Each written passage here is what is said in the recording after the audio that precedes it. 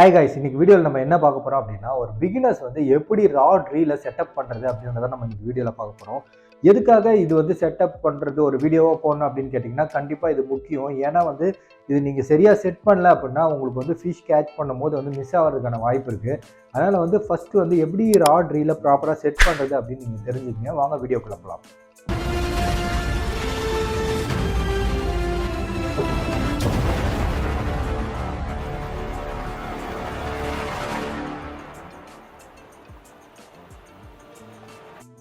இப்போ நீங்கள் இதை பார்த்தீங்க அப்படின்னா இதான் ஹேண்டில் இல்லையா? இந்த ஹேண்டிலில் வந்து இது வந்து ஓப்பன் பண்ணீங்க அப்படின்னா இப்படி ஓப்பன் ஆகும். ஓப்பன் க்ளோஸ் பண்ணலாம். இதில் வந்து இது வந்து இந்த ரீலோட கீழே பாட்டமில் இருக்கிற இந்த ஹேண்டில் சப்போர்ட் ஆக்சுவலாக இது வந்து இதில் வந்து ஃபிட் ஆகணும். ஓப்பன் பண்ணிவிட்டு இதை க்ளோஸ் பண்ணீங்க அப்படின்னா வந்து டைட் ஆகும். அவ்வளோதான். நீங்கள் வந்து ஃபுல் டைட் பண்ணிவிட்டு இப்படி வச்சு நல்லா ஒரு டைட் பண்ணிக்கோங்க. அப்போ தான் உங்களுக்கு நல்லா ஃபிட்டாக இருக்கும். இது வந்து லூஸாக ஆடக்கூடாது. ஒரு சில டைமில் வந்து இந்த இடத்துல மண் போயிட்டு ஸ்டக் ஆகிடும், நீங்கள் சரியாக டைட் பண்ண மாட்டீங்க. அதனால் வந்து எப்போவுமே இதை வந்து க்ளீனாக வச்சுங்க. இந்த இடத்துல மண்ணெலாம் இல்லாமல் நல்லா க்ளீனாக வச்சுட்டிங்க அப்படின்னா நல்லா டைட் பண்ணலாம், நல்லா ஹார்டாக இருக்கும். ஓகே, ஒன்ஸ் டைட் பண்ணி முடித்ததுக்கப்புறம் என்ன பண்ணுறது அப்படின்னா, இந்த ரீல் வந்து நான் எப்படி செட் பண்ணி வச்சுருக்கேன்னா, இதில் ஆல்ரெடி வந்து பிரைடு வந்து நான் ஆல்ரெடி சுற்றிட்டேன். இல்லை பிரைடு எல்லாம் ரெடியாக இருக்குது. ரைடு ரெடியாக இருக்குது, ரீல் எல்லாமே பக்காவாக செட் பண்ணி வச்சுருக்கேன். இதை வந்து நம்ம இந்த ராடில் வந்து ஃபிக்ஸ் பண்ணிட்டோம். ஃபிக்ஸ் பண்ணதுக்கப்புறம் இந்த பிரைடை வந்து இந்த ராட் வழியாக வந்து நம்ம கைடு ஆக்சுவலாக இதுதான் வந்து கைடு. இந்த கைடு வழியாக வந்து அந்த பிரைடை உள்ளே எடுத்துகிட்டு போகணும். ஓகே, எல்லாரும் பண்ணுற தப்பு என்ன அப்படின்னு பார்த்தீங்கன்னா, இந்த பிரைடு வந்து இந்த கைடு வழியாக போடாமல் வெளில போட்டு எடுத்துகிட்டு போயிடுவாங்க. நான் சொல்கிறேன், ஆக்சுவலாக இதுக்கு ரீல் பொறுத்த வரைக்கும் கைடு எதுன்னு கேட்டிங்கன்னா இதுதான், இந்த இடத்துல தான் வந்து இந்த பிரைடு வந்து வரணும். வேறு எங்கே போனாலும் பிரைடு வந்து வேறு எந்த இடத்துலையும் போனோம் அப்படின்னா வந்து அது வந்து கரெக்டான மெத்தட் கிடையாது. இந்த கைடு வழியாக தான் இந்த பிரைட் போகணும். அது எப்படி போடுறது அப்படின்னு பார்த்தீங்கன்னா, இந்த ரீலில் பெயில் ஆமுன்னு ஒன்று இருக்குது. ஆக்சுவலாக இது இருக்கு இல்லையா, இதுதான் வந்து பெயில் ஆமுன்னு சொல்லுவோம். இப்போ இது வந்து க்ளோஸ் கண்டிஷன். ஓப்பன் கண்டிஷனில் இப்படி ஓப்பன் பண்ணிவிட்டு அதுக்கப்புறம் இந்த பிரைடை வெளில எடுத்துருங்க. வெளில எடுத்துகிட்டு இதை க்ளோஸ் பண்ணிங்க அப்படின்னா இதை கைடில் வந்துடும். இதுதான் வந்து சிம்பிள் மெத்தடு. எல்லாம் என்ன பண்ணுவாங்கன்னா, இது ஓப்பன் பண்ணாமையே டைரெக்டாக எடுத்துருவாங்க. இப்போ இப்படி எடுத்ததுனால என்ன ஆகும்னா, இப்போ ரீலை வந்து நீங்கள் சுற்றும் போது அழகாக வந்து அந்த கைடில் வந்து ஸ்பூல் ஆகும், கரெக்டாக ஸ்பூல் ஆகும். இன்கேஸ் நீங்கள் அதில் எடுத்துகிட்டு போகலன்னா என்ன ஆகும்னு காட்டுறேன்.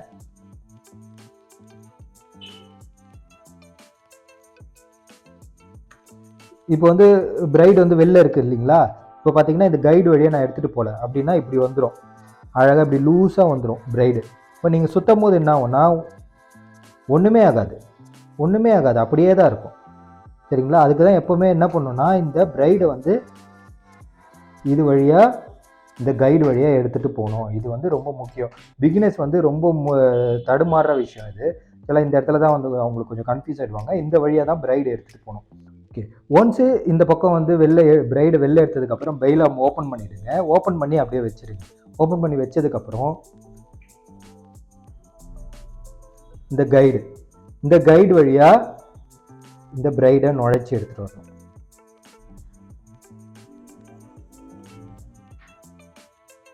இது மாதிரி எல்லா இடத்துலையும் வந்து ஒன்று ஒன்றா நுழைச்சி எடுத்துகிட்டு வந்துடுங்க. ஆக்சுவலாக இது ஃபைனல் கைடு. இந்த ஃபைனல் கைடு வழியாக வெளில வந்ததுக்கப்புறம் பிரைடு இப்படி வெளில எடுத்துருங்க. கொஞ்சம் லென்த்துக்கு நல்லா எடுத்து விட்டுருங்க. ஒன்ஸ் நம்ம வந்து ஃபுல்லாக பிரைடை எடுத்ததுக்கப்புறம் இதை க்ளோஸ் பண்ணிவிடுங்க. இதை க்ளோஸ் பண்ணிட்டதுக்கப்புறம் பார்த்தீங்க அப்படின்னா நீங்கள் பிரைடை புல் பண்ணிங்கன்னா வராது, சில அப்படியே ஸ்ட்ராங்காக நிற்கும். ஓகேங்களா? நீங்கள் இப்போது சுற்றுனீங்க அப்படின்னா அழகாக வந்து ஸ்பூல் ஆகும், சூப்பராக ஸ்பூல் ஆகும். சரிங்களா? அதுக்கு தான் இது. ஒன்ஸ் நீங்கள் இதெல்லாமே ஃபிக்ஸ் பண்ணதுக்கப்புறம் பார்த்தீங்க அப்படின்னா டைரெக்டாக வந்து பிரைடில் ஊக்கோ கட்டி அப்படியே தூக்கி போடாதீங்க. இல்லை ஊக்கோ பாப்பரோ எதுவாக இருந்தாலும் சரி டைரெக்டாக பிரைடில் வந்து பண்ணாதீங்க. அது வந்து ரொம்ப டேஞ்சர். எதுக்காக டேஞ்சர் அப்படின்னு சொன்னீங்கன்னா, இந்த பிரைடு வந்து பார்க்குறதுக்கு தான் ரொம்ப ஸ்ட்ராங்காக இருக்கும். ஆனால் ஃபாஸ்ட் ஆக்ஷன் கொடுத்தீங்கன்னா அறுந்து போய்டும். ஃபாஸ்ட் ஆக்ஷன்னா இப்படி டக்குன்னு ஒரு ஃபாஸ்ட்டாக இப்படி இழுத்தாலே டப்புன்னு அறுந்துடும். ஆனால் ஸ்லோவாக நீ இப்படி புல் பண்ணிங்கன்னா அறுவேறாது. இதுவே ஃபாஸ்ட் ஆக்ஷன் கொடுத்தீங்கன்னா அறுந்துடும். ஏன்னா இதோட பிரிட்டில்னஸ் வந்து ரொம்ப அதிகம். ஃபாஸ்ட்டாக கொடுத்தா இருந்துடும், ஸ்லோவாக பண்ணிங்கன்னா ஆறாது. அதுவே வந்து நீங்கள் வந்து மோனோஃபிலமெண்ட் லைன் இல்லை தங்கூசின்னு சொல்லுவாங்க இல்லைங்களா, அந்த நரம்பு, அது பார்த்தீங்க அப்படின்னா ஃபாஸ்ட்டாக கொடுத்தா ஆறாது, ஸ்லோவாக இழுத்தா இருந்துடும். அது ரெண்டுத்துக்கும் வந்து டிஃப்ரென்ஸ் இருக்குது. அது ஸ்லோவாக எலாஸ்டிக் மாதிரி வந்து அப்படியே இறந்துடும். இது அப்படி கிடையாது. இது வந்து ஃபாஸ்ட்டு, அது வந்து பிரிட்டில்னஸ் வந்து அது கம்மி. அது வந்து இப்படி ஃபாஸ்ட்டாக, ஏன்னா மீன் எப்போவுமே வந்து மாட்டினதுக்கப்புறம் என்ன பண்ணணும்னா, மீன் அந்த ஊக்கில் மாட்டினதுக்கப்புறம் டக்குன்னு அடிக்கும். டக்குன்னு இப்படி அடிக்கும். அடிக்கும் போது என்ன ஆகும்னா, பிரைடு டப்புன்னு அறுத்த உடனே அறுத்துட்டு ஓடிடும். அதனால் வந்து இதில் எதையுமே கனெக்ட் பண்ணாதீங்க. இது ரொம்ப வந்து தப்பான மெத்தட். இதுக்கப்புறம் லீடர் லைனுன்னு ஒன்று இருக்குது. அது வந்து மோனோஃபிலமெண்ட் லைனில் வந்து நீங்கள் தங்கூசு சொல்லுவாங்க இல்லைங்களா, அது வந்து நீங்கள் பண்ணிங்கன்னா போதும். நல்ல குவாலிட்டியான லைன் எடுத்து அதில் ஊக்க கட்டியோ இல்லை லைவ் ஃபீடு எதுவாக இருந்தாலும் அதில் கட்டி அதிலிருந்து இந்த பிரைடில் கட்டினீங்க அப்படின்னா உங்களுக்கு அறுந்து போகாது. உங்களுக்கு வந்து ஷோர் கேட்ச் வந்து உங்களுக்கு கிடைக்கும். இது வந்து ரொம்ப ரொம்ப முக்கியமான விஷயம். இன்னொன்று வந்து நீங்கள் வந்து இல்லை, ஆக்சுவலாக ஃபிஷ்ஷிங் நீங்கள் பண்ணும்போது இப்படி தான் அடிப்பீங்க இல்லையா, இப்படி த்ரோ பண்ணும்போது வந்து பின்னாடிலாம் சுற்றி பார்த்துக்குங்க. யாருமே இல்லாமல் இருந்தால் ரொம்ப சேஃப்டி. ஏன்னா இதில் ஊக்கோ நீங்கள் வெயிட்டோ கட்டி அடிக்கும் போது நீங்கள் வெயிட் எல்லாம் 25 கிராம்ஸ் 20 கிராம்ஸ் வச்சு அடிப்பீங்க. இல்லைனா அதை விட அதிகமான 35 கிராம்ஸ் வெயிட்டில் அடிப்பீங்க. அது வந்து உங்களுக்கு வந்து லெட்டில் செஞ்சுருப்பாங்க. நீங்கள் தண்ணியில் போட்டால் கூட பார்த்தீங்க அப்படின்னா டக்குன்னு உள்ளே போயிடும். அதுக்கு தான் லெட் யூஸ் பண்ணுவாங்க. அதோட பெயின் வந்து பயங்கரமாக இருக்கும். அடிக்கும் போது பக்கத்தெல்லாம் யாரும் இல்லாமல் பார்த்துங்க. லைட்டாக அவங்க மண்டையில் கிண்டையில் படிச்சதுன்னா கண்டிப்பாக ரத்தம் வரும். அவ்வளோ ஸ்ட்ராங்காக இருக்கும். அதே மாதிரி ஊக்கு பார்த்தீங்க அப்படின்னா யார் மேலாம் குத்திச்சு அப்படின்னா அது எடுக்கிறது ரொம்ப கஷ்டம். குத்திச்சுன்னா அது கட் பண்ணி தான் எடுக்கணும். நேராக நம்ம ஊசிலாம் குத்தினா கூட அப்படியே இழுத்துலாம். இது அப்படி கிடையாது. மாட்டிக்கிச்சு அப்படின்னா எடுக்க முடியாது, கட் பண்ணி தான் எடுக்கணும்.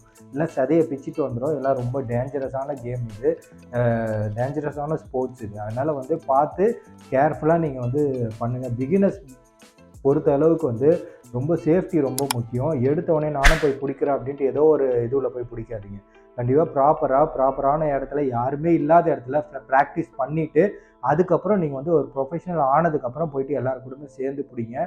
அது வந்து உங்களுக்கு வந்து ஒரு நல்ல விஷயமா இருக்கும். ஓகே கைஸ், இந்த வீடியோ உங்களுக்கு பிடிச்சிருக்கும்னு நினைக்கிறேன். தேங்க்ஸ் ஃபார் வாட்சிங். சப்போர்ட் பண்ணுங்கள், சப்ஸ்கிரைப் பண்ணுங்கள். தேங்க்யூ.